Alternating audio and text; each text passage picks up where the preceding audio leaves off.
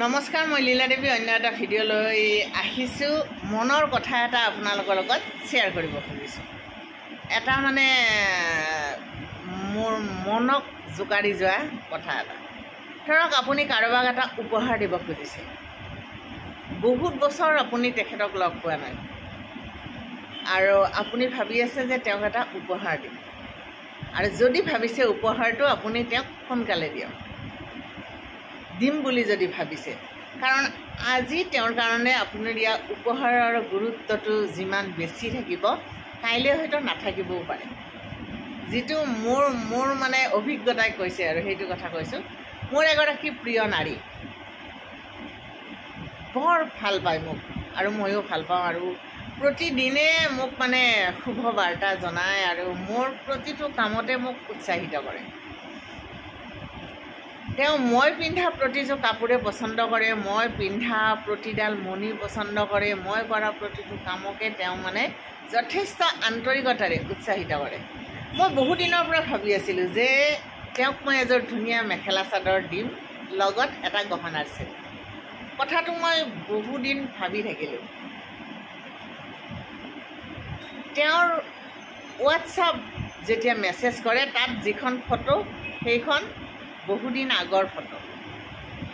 তেওঁৰ বাৰ্তাটো আহিলে সেই ফটোখন আহে, গতিকে তেওঁৰ লগত সেই ফটোখনৰ যোগেৰে মোৰ মানে তেওঁৰ আৰু মোৰ যিটো মানসিক সম্পৰ্ক গঢ়ি উঠে, তেওঁৰ হোৱাটছআপত মেছেজটো আহিলে সেইখন ফটোৰ লগতহে মোৰ সম্পৰ্কটো গঢ়ি উঠে।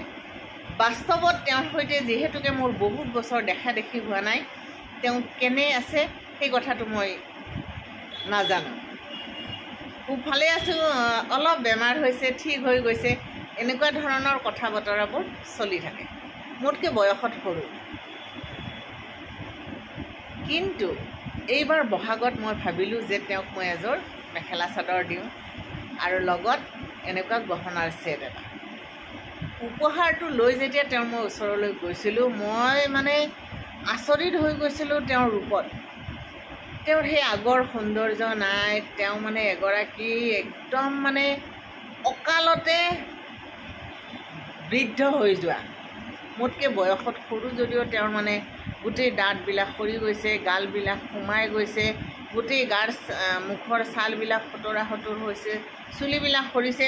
ধৰক চুলিটো মোৰো সৰিছে, কিন্তু তেওঁৰ অলপ বেলেগ ধৰণে সৰিছে। আৰু মুঠতে তেওঁৰ সেই ফটোত মই সদায় হোৱাটছআপত দেখি থকা ৰূপটোতকৈ এটা বেলেগ ৰূপ এটা। মই অলপ হতভম্ব হ'লোঁ, নিজক মই অলপ মানে কি ক'ম আৰু, মই অলপ ফূৰ্তি কৰিছোঁ যদিও মোৰ মনৰ জগতত তেওঁৰ সেই ৰূপটোৱে অলপ কষ্ট দিছে। তেওঁৰ হাতত যেতিয়া মই উপহাৰৰ টোপোলাটো দিছিলোঁ, তেওঁ খুলি খুব ফূৰ্তি পাইছিল আৰু তাৰপিছত ফূৰ্তিতে তেওঁ কান্দিছিল আৰু মোক এটা প্ৰশ্ন কৰিছিল যে এই কাপোৰযোৰ পিন্ধি, এই গহনা পিন্ধি মই এতিয়া ক'ত যাম? এতিয়া মই খোজেই কাঢ়িব নোৱাৰোঁ। তেওঁৰ যদি আজি কঁকালটোৰ সাংঘাতিক বিষ, কাইলৈ পিঠিৰ বিষ, পৰহিলৈ হাতৰ বিষ, হাতৰ আঙুলিবিলাক ফুলি গৈছে, মানে সমগ্ৰ শৰীৰটোৰ তেওঁৰ বিষ। আজি যদি ভৰিৰ বুঢ়া আঙুলিটো ফুলি উঠে, কাইলৈ হাতৰ বুঢ়া আঙুলিটো ফুলি উঠে, একো কাম কৰিব নোৱাৰে, আৰু যেতিয়া পিঠিত কোব মাৰি ধৰে, তেওঁ নাতো শুব পাৰে না বহিব পাৰে। তেওঁ মোক ক'লে যে মই এতিয়া ঘৰৰ পৰা পদূলিলৈ যাবলৈ ভয়, মই কেতিয়াবাতো মই দুদিনলৈ বিচনাৰ পৰাই নামিব নোৱাৰোঁ।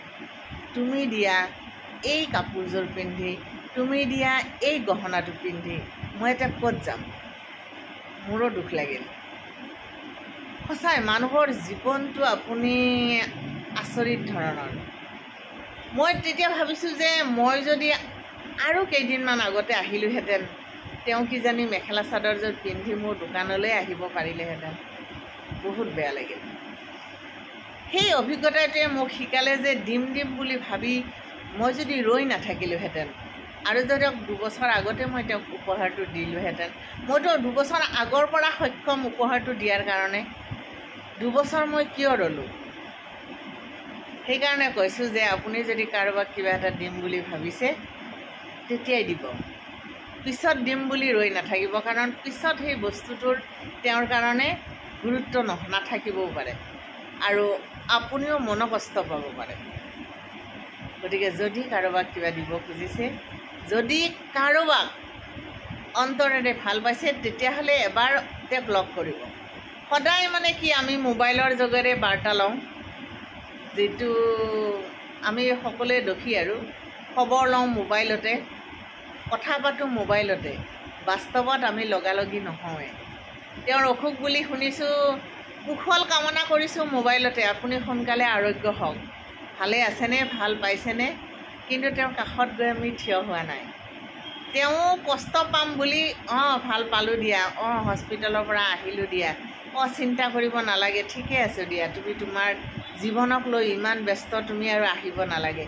এই ধৰণৰ সৰলতাৰে তেওঁ কথাখিনি কৈ থৈ দিছে আৰু আমিও কথাখিনি সহজভাৱে ঠিকে আছে, ভালে থাকক, আপুনি ভালে থকাটোৱে কামনা কৰিলোঁ, এনেকুৱা ধৰণৰ কথাৰে কথাটো সামৰণি মাৰি থৈছোঁ।